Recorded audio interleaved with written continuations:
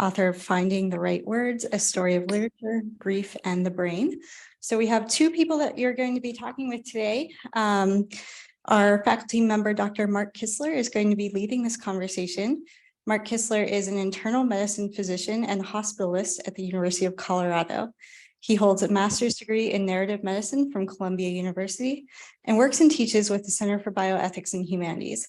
He is the director of narrative medicine for the Division of Hospital Medicine and serves as the liaison between the center and the School of Medicine. And our featured author today, Dr. Cindy Weinstein, is the Eli and Edythe Broad Professor of English at the California Institute of Technology, where she has spent her career teaching and writing books. She has published 3 monographs and edited several volumes on 19th century fiction and has a special interest in Herman Melville, Edgar Allan Poe, women's fiction, and African-American literature. Her most recent book, which received a grand prize for memoir from Memoir magazine, is called Finding the Right Words, A Story of Literature, Grief, and the Brain. This is a book she wrote with Dr. Bruce Miller of UCSF's Memory and Aging Center and is about her father's early onset Alzheimer's disease. So without further ado, I will hand you over to Dr. Kissler. Thanks, Malia. All right, good afternoon. I'm really excited. Thanks so much for spending time to be with us and talk about this beautiful book. And I have to say, before we start, we're going to talk a lot about neurology and dementia, but I'm also excited to be in a place where the sound check was Call Me Ishmael. I think that's always a good sign that we'll have an interesting, cross-disciplinary conversation. So I wanted to just get right into it. And one of the things that struck me both about the book and from what I hear and what I've seen in the lived experience of caregivers for folks with dementia is that often the conception of dementia or Alzheimer's is that it's all about memory. And something that you've talked about and you talk about in your book is that dementia is really about more than memory. I was wondering if you could elaborate on that and tell us what Sure thing. Is this okay, David? Let me try that again. First, I want to thank you, Mark and Malia and David for together today's event.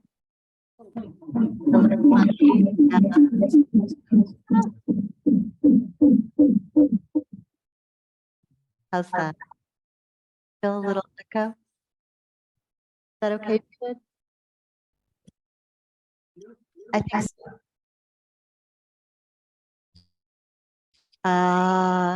Should we go back and forth with the mic? It's better now? Okay. Yeah. So let me thank Mark and Malia and David for bringing me here. It's really an honor. In response to your question, when I wanted to write a book about my dad, I wanted to learn some neurology, and I can talk more about that. And as great good fortune would have it, I was able to apply to and get admitted into an extremely interdisciplinary neurology program called Global Brain Health Initiative at UCSF, the Memory and Aging Center there. And I knew very little about dementia. I thought it was really all about memory. And what I learned that year by taking classes, by attending grand rounds, by talking to a bunch of doctors, was that dementia is much more complicated and wide-ranging than just memory, that there are behavioral aspects to dementia, there are physical aspects to dementia, and I didn't know that. So that was a real light bulb moment for me when I learned about that. And I should also say, when I was thinking about the book, my initial thought was that memory would be the first chapter of the book, because I think a lot of people do associate dementia with memory right off the bat. And it turned out to be the last chapter. And there were a couple of reasons for that. Mostly, Bruce had a really hard time writing the memory chapter. And so he put it off until the end, but that turned out to be a really good thing. And sometimes when you write a book, like, you have a plan, you have an outline, and then you can just kind of throw it out the window. So that happened a little bit, but it was really good that he had such a hard time with the memory chapter, and I can talk about why. I mean, basically, he had a very strong feeling that our language to describe the complexities of memory was so scientific and specialized that he needed a lot of time to try and figure out how to explain it to a general audience. And as the memory chapter in my own mind got delayed, I had a kind of epiphany, which was that I had lost my memory to a certain extent. And what I mean by that is I had lost the memory of my healthy father, that when I got the diagnosis in my mid-20s, everything that came before that, my relationship with my father before that, just like disappeared. Of course, thank God I didn't forget those first 25 years. And writing the final chapter was my remembrance of my beloved father before he got sick. So the memory question sort of operates on a number of different levels. The book itself has such an interesting structure, and it's co-written with Bruce Miller, a neurologist. I was wondering if you could walk us through a little bit about how you constructed the book, the ways that the chapters fit together, and then we'll talk a little bit more specifically about the neurology components after that. Sure. Okay. I think because I've spent my career at a very STEM, science, technology, engineering, math school, Caltech, it was important for me to write a book that would appeal to readers for whom the Scarlet Letter and Moby Dick are not their go-to ways of thinking about the world. Because I've spent decades around people who think about the world through polymers and cells and all sorts of other scientific language that I wasn't familiar with. I had a very clear idea about the structure of the book. I wanted to write a book about my father's disease with a neurologist, a doctor, someone who could explain to readers the complex neurology behind the clinical presentations, the things that my father did or did not do when he was suffering from Alzheimer's. So, for example, I have this one chapter where I talk about my father's love of golf, and he points the golf club in the wrong direction. And I talk about that from the perspective of just how devastating that was as a daughter to hear about that. I talk about the sound and the fury, which begins on a golf course. But I wanted a doctor, neurologist, scientist to be able to explain to the reader, this is what's going wrong in the brain network that helps someone understand space. And so each chapter is a kind of back and forth between me reflecting upon a particular painful memory of my father's disease and doing what we in literature call a close reading of it. The grief I have over what I saw or what I heard about, the literature that I turned to make sense of it, to deny it. And And then Bruce comes in and explains the science. And so each chapter is a kind of call and response between me and Bruce. One of the quotes in the book that struck me the most was studying the brain is about studying my father's brain. So in addition to collaborating with a neurologist, you yourself did a deep dive into the science and the medicine of dementia. But there's also a link there between the generality of those studies and the specificity of your father's story. Right. I was just wondering, I'm curious about that, how you think about those things and how you think about that intellectual approach as a way in, maybe what other resources you brought to bear on the process. Right. That quote's a really important one, I think. I, for so many years, was really stuck in my own relation to my dad and what I was witnessing and the grief and the sadness. And I describe my grief as a kind of hall of mirrors. And my dad was there, but I was in the way. And my feelings were in the way, and my sadness was in the way. And it never occurred to me when my dad was sick that, oh, I was at Berkeley getting my PhD. I could, go over to biology or chemistry and maybe learn something about the brain. And then it finally did occur to me.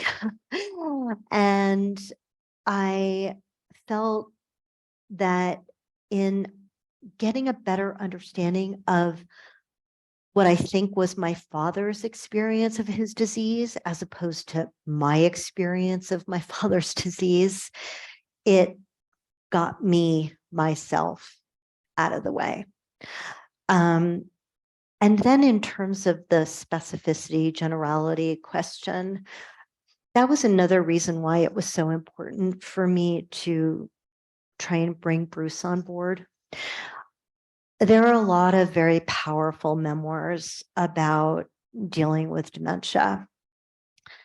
And I wanted to write one that both honored my father as an individual and everything I loved about him and the specific nature of his disease. But I also wanted to reach a broader audience because dementia is the umbrella term for the disease of, there's Alzheimer's underneath that umbrella, there's early onset, there's frontotemporal dementia, there's Parkinson's, there's vascular dementia, there's the dementia that football players get when they keep playing with concussions. And Bruce, although his area of expertise is frontotemporal dementia, which has been in the news so much, right, because of Bruce Willis, Bruce can talk about all of it. And so I wanted readers, caregivers who maybe were living with a loved one who had a different kind of dementia, that they would be able to get something out of my dad's story and then Bruce's extrapolation about brain health. Can you tell us a little bit about your friendship with Bruce, how that came about, and then what is in particular, I'm interested in the ways that collaboration unlocked some of this story for you. Sure. You talk about that process a lot. Yeah. It took me about 10 years to find Bruce. Initially, I thought, oh, I should write this book with someone at Caltech, someone across the quad. We don't really do much research in dementia. We're starting to do some Parkinson's work in one of the biology labs. So I initially found someone at UCLA. She had a writing block that didn't work out. There was someone at Santa Barbara that I turned to, and the only time I could ever talk to him was when he was getting on a plane, because he's just like traveling all over the world doing amazing dementia research. And I wasn't surprised when he said he didn't have time. and then he said, but you should really contact this guy at UCSF named Bruce Miller. So I have no shame and sent an email to this person I didn't know at all. And to my surprise and delight, Bruce wrote back and said, next time you're in the Bay Area, let's talk. And we met, and I adored him. We had very different taste in books, but that was okay. And he told me about this interdisciplinary program, invited me to apply. I did, I got in. And then once I was at UCSF, I would meet with Bruce about once a month, maybe more often, depending. And the book really took shape in my conversations with Bruce. I had written a couple of chapters, the chapter on word finding and the chapter on spatial disorientation. But Bruce was just an amazing listener and a literary critic in his own way. And for example, I would go and tell him stories about my father. He's the one who told me that my dad had early onset Alzheimer's with the logopenic variant, which is a rare form of early onset, and it's focused on word finding, logopenic as in word. And that was one of my father's first symptoms. When my dad was diagnosed, everything was Alzheimer's. We didn't have the kind of precision diagnosis that we have now. I told Bruce a story about my mother years before my father's diagnosis, taking my dad to a hearing doctor. His hearing was quote unquote fine. And then the doctor asked my mother how long they had been married. And my mother said, yeah, really long time, like 30 years. And the doctor said, well, he just doesn't want to listen to you anymore. And Bruce said, okay, that goes in a chapter. And that became the kernel of the chapter on diagnosis. And so the book was very much a work that we came up with together. And, you know, I think it's a kind of like really good example of the power of narrative medicine, you know, having a doctor who just is willing to listen really, really carefully and ask the right questions and just be able to be in the room with a family member who's in grief, you know, who's having a really hard time, and just sustain that. So much of what Bruce did for me was just allow me to have all the feelings that I had kind of compartmentalized over the years, and to have those feelings and to be okay with them. Sort of more than most doctors, I think, are able to do. But the kind of training that you're giving doctors here, I think, really helps with that. It's really, it's a profound experience to have so long after your father's initial diagnosis, right? To start to give a form and start to not necessarily work through the grief, but give the grief a form that you can then look at, right, and walk around. It strikes me, you know, as I'm reflecting on some of the things you're saying, that so much, I think, of any illness, but maybe particularly dementia, happens in the space in between people. You know, of course, it affects the body and the life and the story of the person, right, you know, with the diagnosis, but there's also the space in between that person and the caregiver, right, between that person and the clinical environment, the physician who's only a part of that. And I'm curious, is your thoughts of that space in between, and particularly that space of the caregiver, you know, patient dynamic? One of the ironies of writing this book, which is so much about words and language, is, and this is also a function of being in the interdisciplinary program at UCSF, where there was a photographer from Peru, and there was a woman who worked on dance in San Francisco, and there was an architectural gerontologist who went into like emergency rooms, which can be nightmares for people with dementia. And she would look at the lighting and the floors and all this other kind of stuff and kind of redesign the space. So one of the ironies, to get back to what I was saying, this book is sort of how much I love my dad. It's also a love letter to language and Moby Dick and lots of other things. But that space between is one where language often cannot exist. And seeing how that space between can sort of be, I don't know, sort of lessened, overcome through things other than language, like music. There's a tremendous amount of research done on sort of the power of music. And Tony Bennett, for example, can't speak very well, but ask him to sing one of his tunes and like not a problem. And dogs, canine therapy.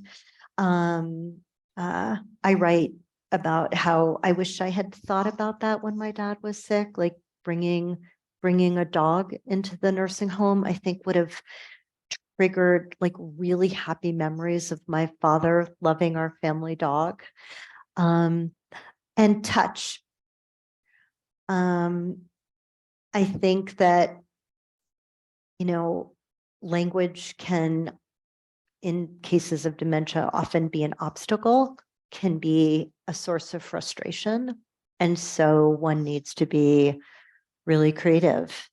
And then sometimes just touch, a hug. The person doesn't understand what you're saying, just hold them, like I know you don't understand what I'm saying, but a touch conveys love, and that space is physically, it evaporates. So I wish I knew some of that stuff years ago. Are there other things you wish you had known? I wish I knew some of the, so this was a word that I was very glad to learn, wish I knew it, prodromal, which is decades before you get a diagnosis. Oftentimes you get hints of the disease. It's percolating, but it's not fully present yet.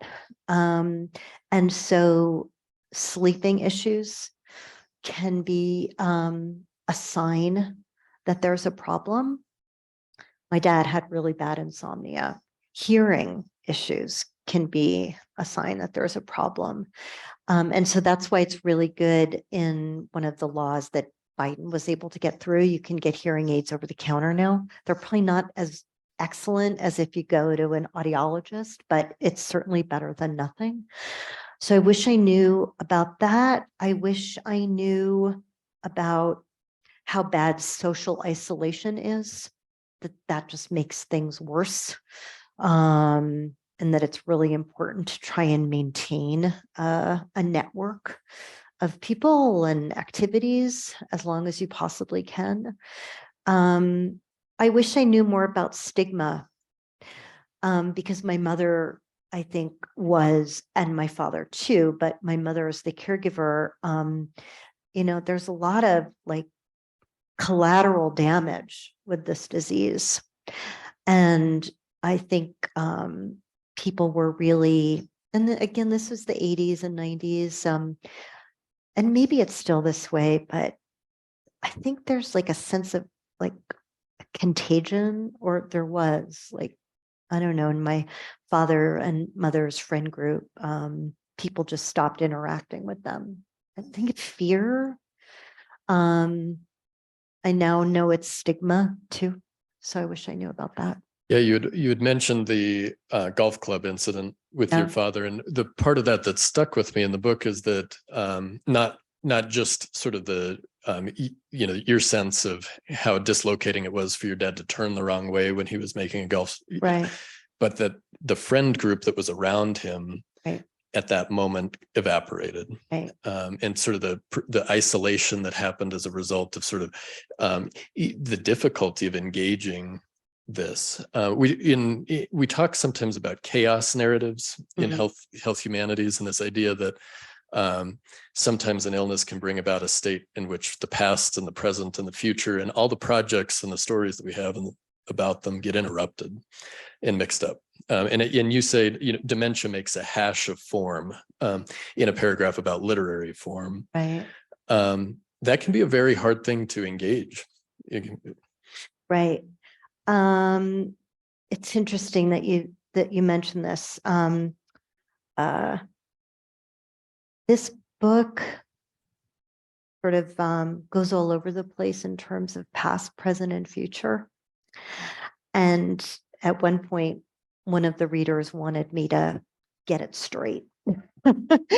Right? Like, so in literature, most novels are told retrospectively, right? Like, once upon a time, this happened, and it's very much past tense, and the tenses are maintained.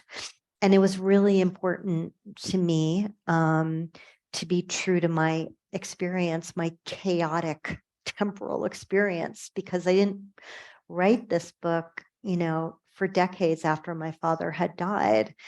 And it was all in many ways so present to me. So less future tense, but moving around between past and present. And it was interesting in working with Bruce, especially with the first chapter. I talk about this. The first chapter is about diagnosis. And Bruce kept saying, like, tell it chronologically, or at least tell me what the first symptoms were. That's so important for a precision diagnosis, because it's amazing if you can give the doctor that first symptom. Oftentimes the MRI or PET will confirm it, and where the assault is happening in the brain, you can link it up to what you, the caregiver, are seeing in the person with dementia. It's really extraordinary. And so I tried to write that first chapter about diagnosis chronologically, but grief is not chronological. And I think as much as there are sort of people who talk about sort of the stages of grief, I think that maybe that's true for some people. It certainly was not true for me. And one of the things I hope readers get out of this book is, like, whatever your grief looks like, it's okay. And it doesn't necessarily have to follow a form. And I think there's a whole cultural anthropology aspect to grief, but in our culture, in our society that is so work ethic oriented, you're supposed to get your grief work done and then move on. But can't always do that. I was wondering, I want to leave some time for our audience questions, and I have a few more things that we can circle back to closer to the end. Okay. Before we do that, I was hoping we could hear in your voice a little bit about your dad. Would you be willing to read that section that we had talked about? The memory part, or whichever part you. Yeah, let's do that. Let's do that section Okay. in the memory chapter. Okay. Okay. So I'll just read just a couple pages. My dad worked incredibly hard. When I was little, he went to the office 6 days a week.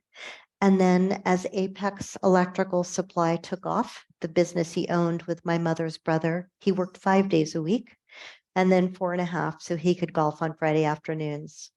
I used to love going with him to the office and typing on the wide girth electric typewriter or answering the phone. Apex Electrical Supply, may I help you?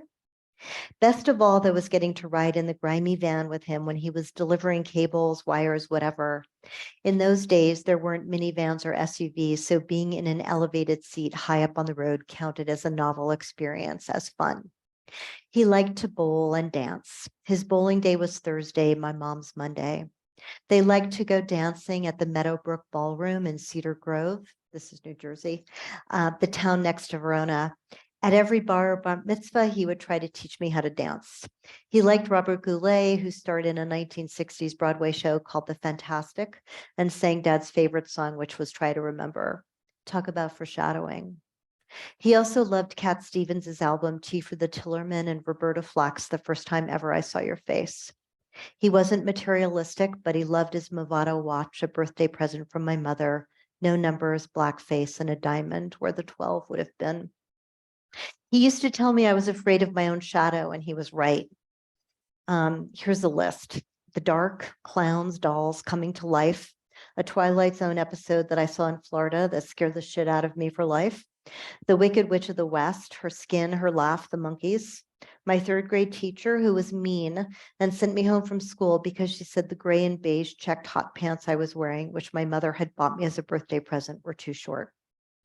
The first time I saw my Nana without her dentures, I didn't know she wore dentures, terrified me. Her face was disfigured, wizened, collapsed in on itself.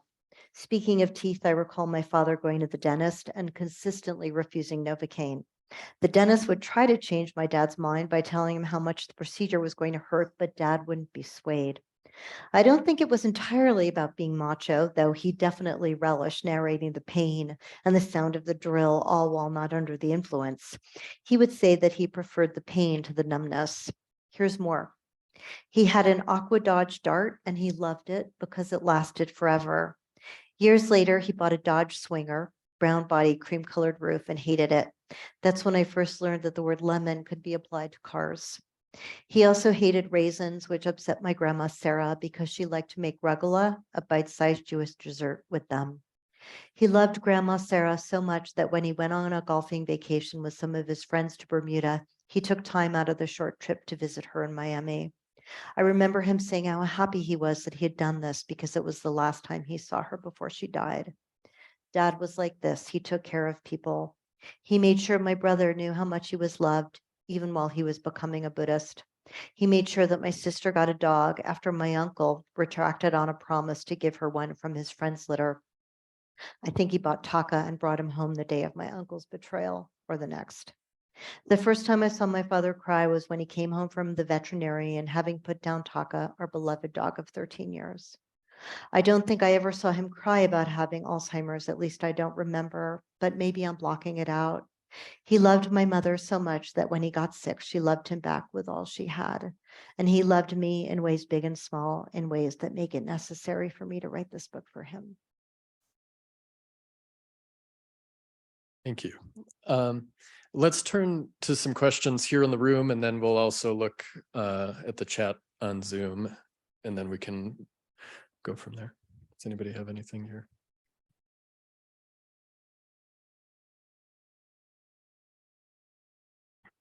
Thank you for being here.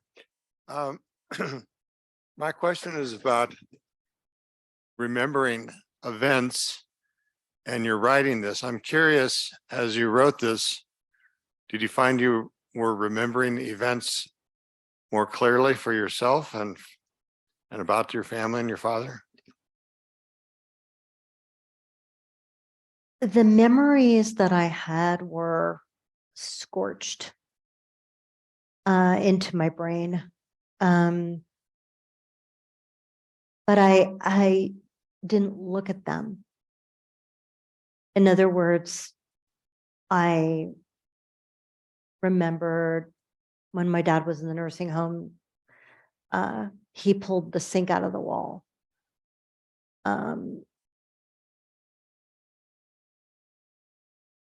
And I remember him, this is in the behavior chapter. This is the real one. He made a noise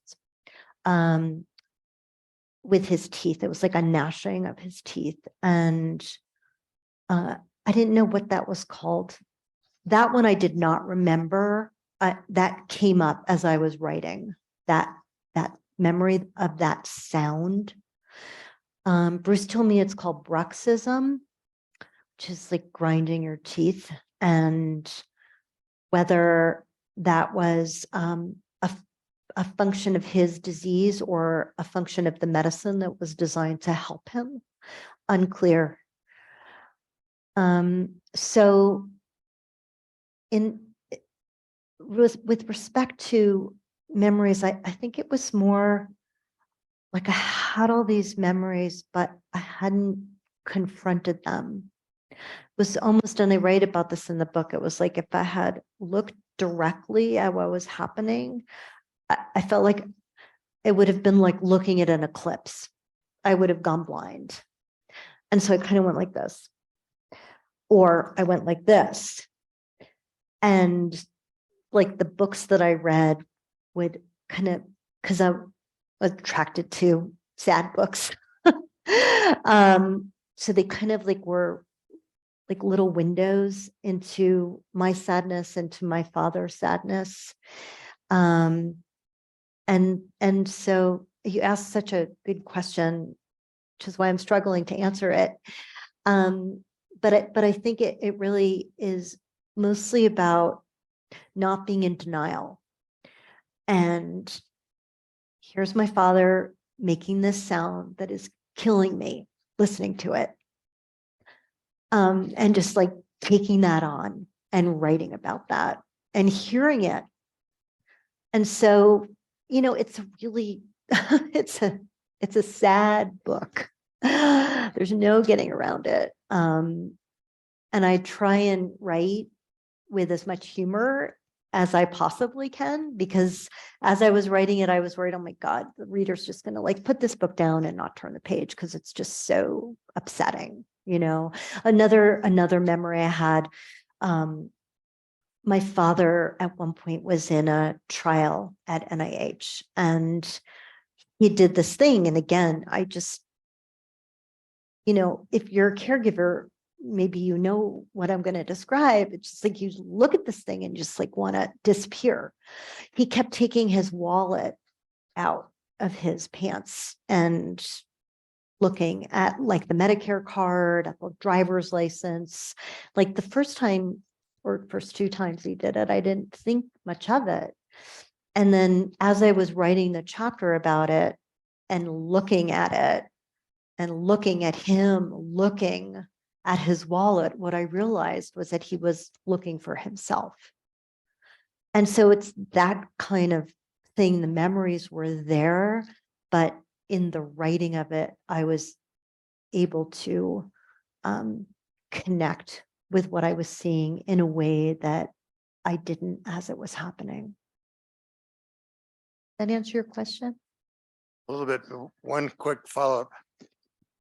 Type your memories or did you handwrite them? I gave a eulogy at my dad's funeral. And it's printed in here. It was on a yellow piece of paper. I still have it. It's munched, I read this thing and was completely checked out. I mean, I was so dissociated from what was going on when my dad died. But I kind of wrote the outline from my book when he died in 1997. And I look at what I had written about him, and it was everything I needed. And so that was all I had written down. So I had the memories that I had, some of them, not all of them, but the most important ones I had. But I think it is good to write down. I wish I had written more down. And I think that one of the things I've learned that I think can be helpful for certain caregivers who like to write is to write the experience down. I think maybe if I had done that, I would not have been in such denial for so long, because writing puts it on the page. It's like, and you know about this in narrative medicine more than anything, but like it's out there. You see it. You can't make it go away. So I wish I had written more.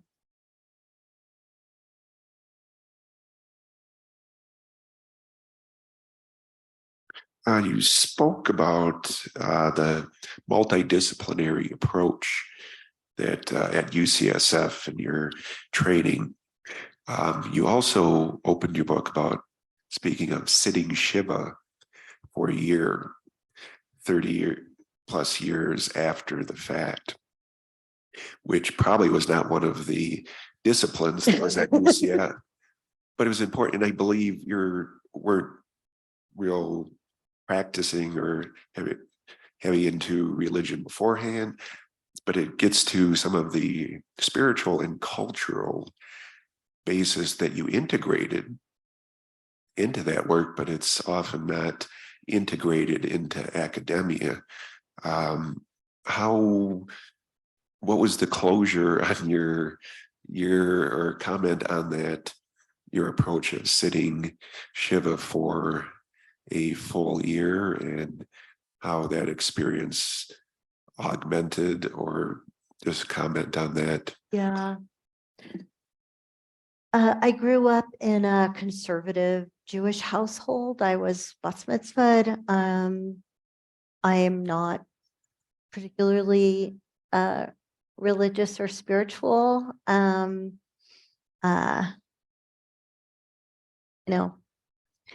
Love is my religion, books are my religion. Sounds so cliched, but it's true. I didn't know I was sitting Shiva. That happened, I was at the very end of my year at UCSF, sitting in the cafe where I like to work. And I was like, okay, I need to write an introduction to my book. Like, and that's like the other thing that happens when you write a book. Sometimes just you didn't know you were doing a certain thing, and so like this, there's a thing called light bulb memory. The second time I've used that expression, the light bulb went on, and I was like, oh my gosh, I've been sitting Shiva this year, and Bruce has joined me. What a gift. And then I think the reason I came up with that is I started remembering the Shiva when my father died and how broken that was for me. I talked about dissociating at the eulogy. And then what I figured out is that I was finally grieving fully my father's death, and the more than dozen years that he was sick. So there's a lot of, as I said, I grew up in a conservative Jewish household, very culturally Jewish. And so in the glossary, this is a really funny glossary, if I may. So I knew we needed to have a glossary for the medical terms. And then I thought, I use words like Bildungsroman and, some other literary critical words. So maybe we need to include some, literary definitions. And then we added some Yiddish to the glossary as well. So I really liked the glossary in the book. I don't know if I answered your question. It definitely, so much whether people are have a formal faith or consider themselves spiritual, there's so much of that cultural upbringing, right? Familial stuff when you're dealing with a family, right? That so much is important. And here in academia, we don't kind of shy away from incorporating those aspects into it. It's kind of a hard thing when you're in the hospital. As a physician, the pastoral care people often are just wonderful bridges to, but they often kind of do their thing and we do our thing. So kind of thinking multidisciplinary is incorporating all aspects of patients, caregivers, family.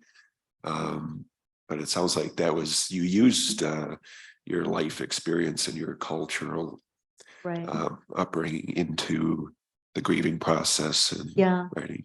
Yeah, it was always a difficult choice for me. My dad liked to go to temple on Friday nights, and I had to decide whether I was going to stay home and watch Get Smart, which I loved. Barbara Feldon apparently just turned 90. I think she was everyone's first crush. Would I go to Get Smart or would I go to Temple? I usually went to Temple. Just an aside for us, I'm a fair weather Christian. Our choice is football on Sunday. We're going to church.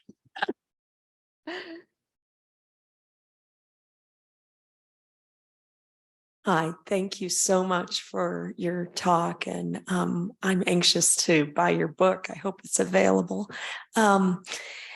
I am in the midst of coming alongside the caregiver in a situation. I don't know exactly what type of Alzheimer's it is, but you talked about your mother being the main caregiver.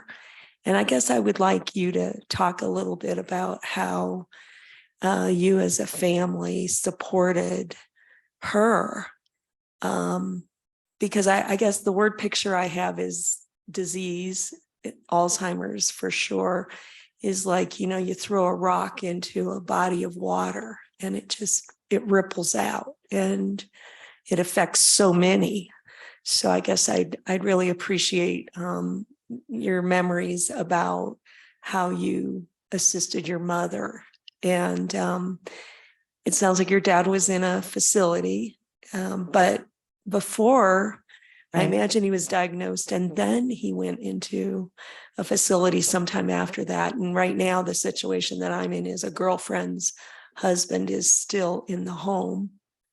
And I'm worried for her health. Right. Yeah.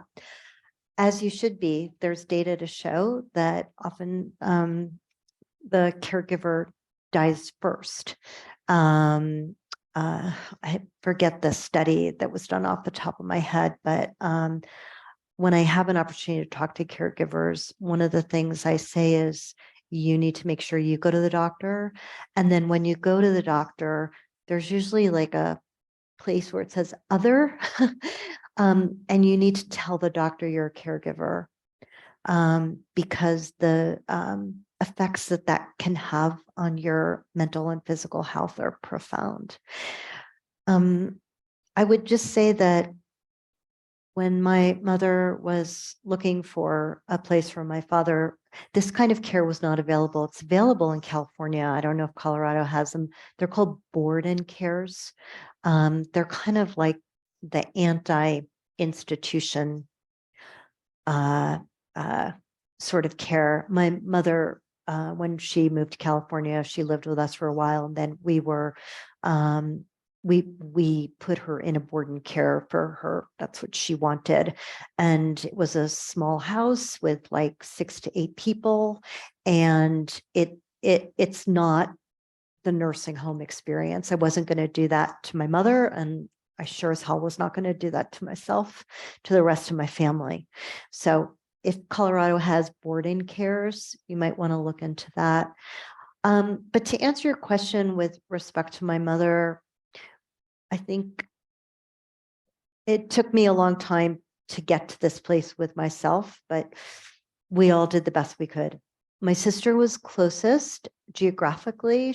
My parents were in Florida. She was in DC. So there was a lot of back and forth. My brother was very good with budgets and things like that. And there is a tremendous amount of sort of, there's so many monetary decisions that need to get made. So he assisted my mother with that. And I was in graduate school, and I talk about the difficulty of deciding whether to stay, or part of me wanted to move back to Florida and help my mother take care of my father. I ended up staying in California, and I talk about that was a decision that I'd never quite recover from. I think it was the right decision, but it was what's worse and what's worser sort of situation. And what I did in graduate school as an English professor, as a student of English, I was able to go there for like a month at a time between semesters and try and be as present as I could. so that's how we tried to support my mother, who was in the deepest denial imaginable. And in the 80s, it really was, your loved one has Alzheimer's, goodbye and good luck. There's no follow-up. There's no programming around caregiving, zero. It's much better now.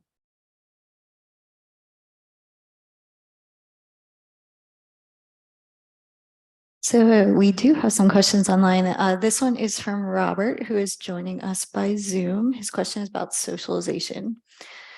He says, regarding socialization and isolation, sometimes a person afflicted with dementia is adamantly opposed to seeing others, yet he or she is obviously benefited by visits with friends and family. Do you have any thoughts on how to overcome the resistance to socialization? Every individual's experience is just that. It's so individual. And so, I don't know what that resistance looks like. Is it no? Is it a tantrum? Is it, like, what's the nature of the resistance? I really don't know how to answer that question. I mean, a couple of ideas come to mind. Maybe one is, we had such a good time with X last time. Let's see if we can do something fun again. The caregiver needs to be around other people, right? And sometimes I remember my mom would take my dad to the mall. My dad had a tremendous amount of energy. He was in his 50s, healthy as a horse, other than his brain being, sick. And they would walk in the mall. And so my mom was with other people. Getting back to spirituality, my mom loved going to temple. So if going to church or temple is an option, but I think what I would suggest, and I don't know how relevant this is to you, Robert, if you can, figure out a way to help your loved one remember that they really enjoyed it once they got out, and once they were with other people, or maybe just like, I love ice cream. Someone tells me I'm getting ice cream, like, I'm there, like, resistance gone, so like, what does your loved one love? And like, I think it can be okay to be, I'm going to use the word sneaky, but I don't mean that in a mean way. But, just sort of say to the person, we're going to do this. And then it turns out that, some friends decided to do this too. Right. So if the caregiver is under so much pressure and so exhausted. And so the idea of coming up with these creative things, like, who has the energy? But I don't know, maybe one of those ideas would work. I'm sorry you're going through it though. Luck. Okay, thank you. So this is another question submitted in advance by Justin, who is curious about what techniques did you find worked best when your father started to grapple with loss of memory and communication, and were there any techniques that you found, particularly as somebody who specializes in communication, to help him connect and express himself? So I feel like my arsenal is so much bigger now, but at the time,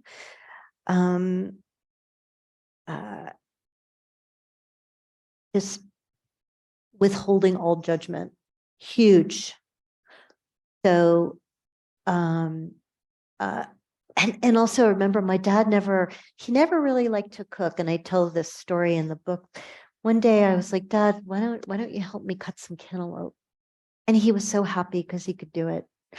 And so the things sometimes that you are sure you know about the person, you don't necessarily know. And so you can try different things. Going for walks with my dad was really great. When he first started getting sick, and I think this is pretty common, he wouldn't remember what he had for breakfast or what happened the day before, but 25 years ago, 30 years ago, like that, he could retrieve those memories, really easily, or relatively easily. And so getting him to talk about things from the past, from the deep past, where those memories are really encoded, that worked really well.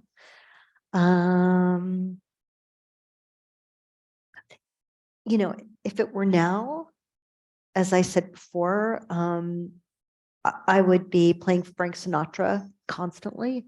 I would be taking him to places where rescue dogs. Oh, he would have loved that. And I don't know, maybe he would have liked coloring or other more childlike things I would have tried. So I hope those are helpful. I hope those give you. I think we might have time for one more short one from online before we bring things to a close for the hour. Hey, I feel like I need to ask a question on behalf of all the writers in the audience, as someone with an English background myself. So one of the questions submitted in advance is wondering about, in part, approaching publishers, but also you mentioned, there are so many well-written memoirs out there already on so many different topics. So how do you take these experiences and make them unique, but also something that's relatable, that would be, commercially appealing to a publisher? Such a great question. I was talking to Mark about this earlier. It was hard to find a publisher. At what point we thought we would try and go with a popular press, and I couldn't deliver the kind of proposal that a popular press wanted. And writing the book was hard enough. My dad being sick was hard enough, harder, impossible. And so I'm an academic. And so I was just like, okay, I know how to talk to academic presses. And so I went with Hopkins because I couldn't learn one more new thing, which would have been the case had I been successful with a more popular press. But I should also say, I talked to a bunch of editors from different presses, and remember this one person said, but where will it go on Amazon? How are, it's a memoir, it's written by two people, like memoirs aren't written by two people, like, what are you doing? And no one's done this before. And not just the academic in me, but me, I was like, well, no one's done it before. Maybe that's a really good thing. And I really don't care about where Amazon puts it, frankly. So like, you have to decide as a writer what you care about, what you don't care about. I cared about having the structure of the book. I cared about keeping the funny anecdotes in there, even though I got a little pushback from that.